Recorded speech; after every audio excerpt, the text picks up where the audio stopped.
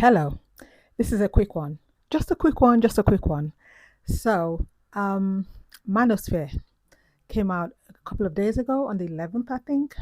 So I'm not reviewing the show Manosphere.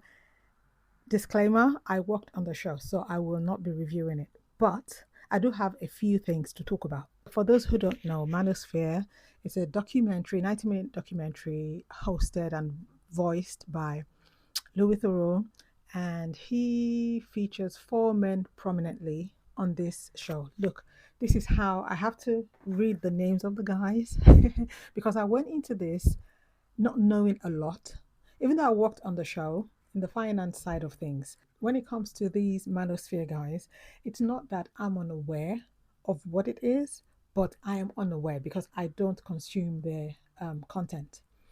But okay, so the main characters in this documentary is a guy called HS Tiki Toki. What a name. Myron, Justin, and Nicholas. Manosphere is a website, blogs, online presence of guys who talk about masculinity issues, issues that concern men. They're mainly against feminist views and equal rights for women. So, you get what I mean? We went for the press night at the BAFTAs, and a few of my colleagues, like myself, were like, surely nobody believes this stuff.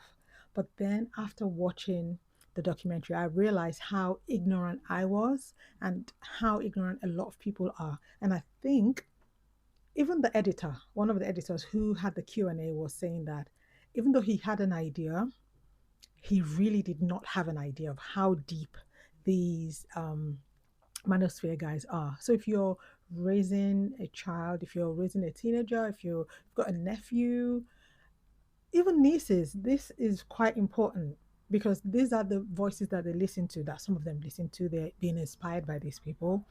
And yeah, so I've got a few thoughts. The first conclusion I came to is that these guys, just like you have these fake pastors, um, snake oil salesmen, they're all grifters.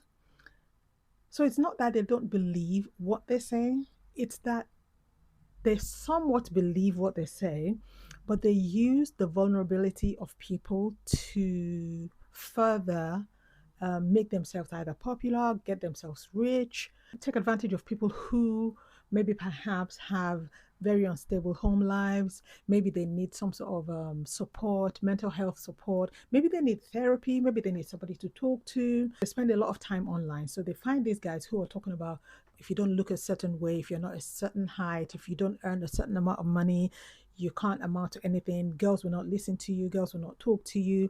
So they consume all this information, they consume all this content to the point where they start to believe it. Um, so the first thing, yeah, is that they're grifters. Another thing I noticed, another thing I want to talk about is that they take advantage of the women. Some of them bring women into this podcast and talk down on the women and say um, the most horrible things to women. They say stuff like, you okay, how many men have you slept with? If you've slept with this number of men, you're carrying around their DNA. It's like the most ridiculous of stuff. But also, I find that they're using these women. So these women come on these shows thinking that, okay, it's going to be some sort of publicity for them. But these men use them to build their own following by putting down another woman, if you see what I mean. So they gain notoriety from these online, from their fans online who are watching these lives, who are watching this podcast. Like, oh yeah, what is the worst thing you can say to this person? What is the most ridiculous thing you can say to this person? And they always, I find, always want to one up on the most ridiculous thing they said last week or the most ridiculous thing they said in the last podcast.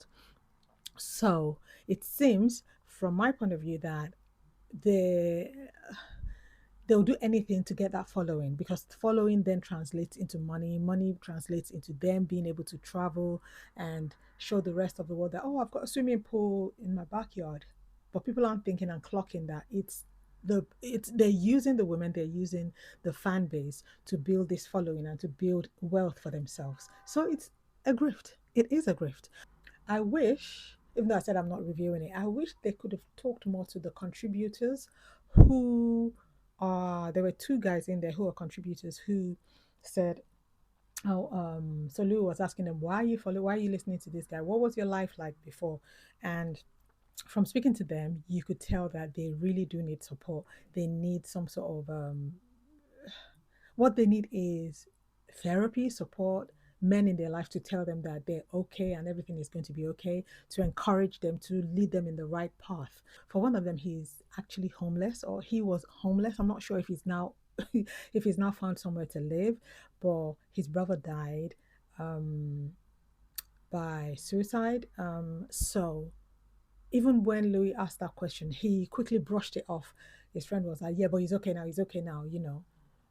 They they're being told that you can't allow any negativity to bring you down. Like, you have to work yourself out of it. You have to speak out, be strong, go work out, go to the gym, and you're going to feel better. And I just felt like it takes more than going to the gym to get over something traumatic that's happened to you. So I wish that maybe Louis got to speak to them more. But I also understand from a creative point of view and the fact that this is a Netflix show. I'm sure they probably came back with loads of notes and from the edit and removed stuff from it. So, um, from that point of view, I get it. One thing also that I noticed is that these people come up as they present themselves as anti-establishment, and they offer these people or promise to offer them something different, like the system has failed you, I am here to offer you something different. But in reality, the system that they criticize is the same system that they use to take advantage of these people. Say, for instance, they're like, you're told to work a 15 pound an hour job, you need to be a boss, you need to boss up and all this. I'm about to show you how you can work against the system. We're anti-establishment. We don't talk to the press. We don't talk to these people. They failed us and all of that. If it is true that you're anti-establishment, then shouldn't you offer your courses for free for people to, if you really care about people, you want to teach them how to get out of poverty, you want to teach them how to be a man? Why should you charge them so much money? Why should you even charge them money? Because why don't you want to do it for the good of humanity? But that's not the case. They are walking contradictions. A system that is built for workers will not make room for everyone to be owners. I think people need to come to the realization that this isn't about individual failures, which is what they're preaching and telling people that, oh, it's because you're not working hard enough, it's because you haven't got the right height, you're not the right color, you're not the right from the right family, your parents don't have money, you're not, whatever the excuses that they tell them. They make people feel like it's a personal failure on their part, and not that they're part of a system that has been created, that is now crumbling, and that this system requires workers to function. So in a system that requires workers to function, it will not support everyone being an owner, right? So the system is flawed. This system that they are bucking against is a system that's been built for men to thrive in.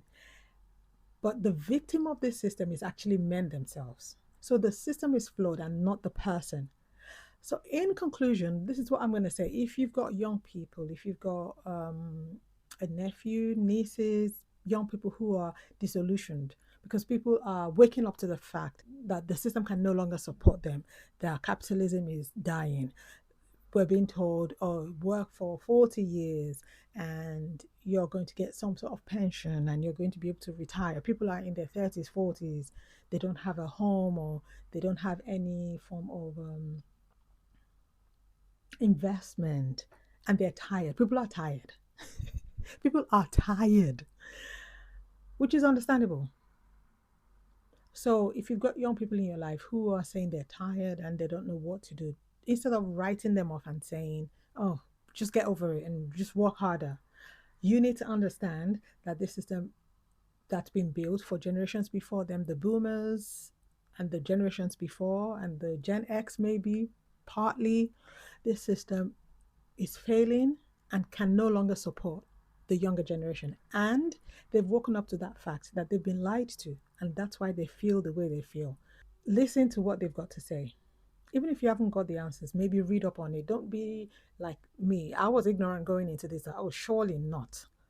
But it is real. The fear that they feel, the disillusion that they feel, all of that is real to them. We need to start thinking of a new way of life, because this capitalism is not helping anyone. Everyone I talk to, they're like, I'm tired.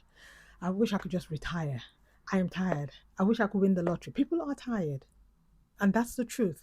And it's not a personal failure. It's because the system is crumbling. So we need to dream another life. We need to come up with a different system that works for us, a different way of living. And even though for all of us, we in one way or another participate in this system because we feel like there's no other way, we have to start thinking of, of a different way of living.